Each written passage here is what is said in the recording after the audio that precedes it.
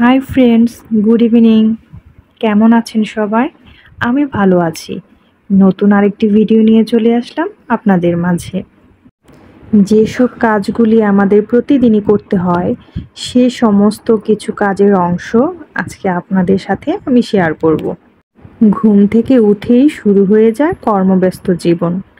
আমরা যারা মায়েরা ঘরে থাকি তাদের কাজের কোনো রুটিনও নেই, আর কাজের কোনো শেষও নেই। সারাদিনই টুকিটাকি কাজ থাকে, আর সেগুলোই সারাদিন ভরে করতে হয়। আর যাদের ছোট ছোট বাচ্চা আছে তাদের তো কোনো কথাই নেই। সারাদিনই ঘর গুছাতে হয়, আর বাচ্চারা ঘরের জিনিস এপাশ থেকে ওপাশে ছড়িয়ে ছিটিয়ে অগোছানো করে রাখে। আর আমি হচ্ছে এমন মানুষ, জায়গার জিনিস জায়গাতে না রাখলে ভালো লাগে না। যে জিনিসটা যে জায়গায় থাকার কথা ওই জায়গায় থাকতে হবে, না হলে আমার মাথা গরম হয়ে যায়। কিন্তু ছেলে মেয়ে কি আর এগুলো বোঝে? সারাদিনই জিনিসপত্র উল্টাপাল্টা এখানে সেখানে রেখে দেয়, আর ওগুলো সারাদিন ভরে গুছাতে হয়। তারপরও আমাদের মধ্যে কিছু কিছু মহিলা আছে, তারা বলে যে আমি কি সারাদিন কোনো কাজ করি না, যে সারাদিন ভিডিও নিয়ে পড়ে বসে থাকি। আচ্ছা, আমি যদি সারাদিনই ভিডিও করি, ভিডিও নিয়ে বসে থাকি, তাহলে আমার সংসারের কাজগুলো কে করে দেয়?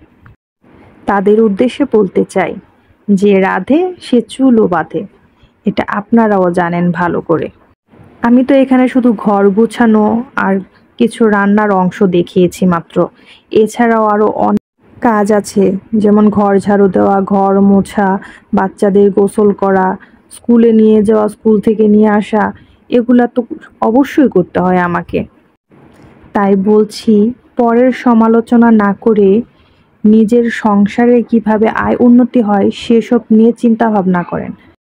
যে কোনো কাজ করার জন্যই মনের ইচ্ছা থাকতে হয়, ইচ্ছা শক্তি থাকতে হয়। আমি আমার সমস্ত কাজ শেষ করেই আমার ফ্রি টাইমে আমি ভিডিও করি। তাই বলবো, পরের সমালোচনা না করে একজনের কথা আরেকজনকে না লাগিয়ে গাছ লাগান। গাছ লাগান, পরিবেশ বাঁচান। আমি জানি এই ভিডিওটা দেখেও অনেকে সমালোচনা করবে, তাতে আমার কিছু যায় আসে না। মানুষ পারে না এমন কিছু নেই। তাই আমিও আমার সমস্ত কাজ শেষ করেই তারপর আমি এই ভিডিওতে সময় দিই।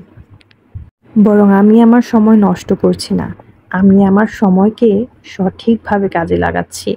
চাইলে আপনিও আপনার সময় সঠিকভাবে কাজে লাগাতে পারেন, পরের সমালোচনা বাদ দিয়ে। যাদের আমার ভিডিও ভালো লাগবে না তাদেরকে দয়া করে বলবো স্কিপ করে যেতে। ধৈর্য সহকারে ভিডিওটি দেখার জন্য সবাইকে ধন্যবাদ।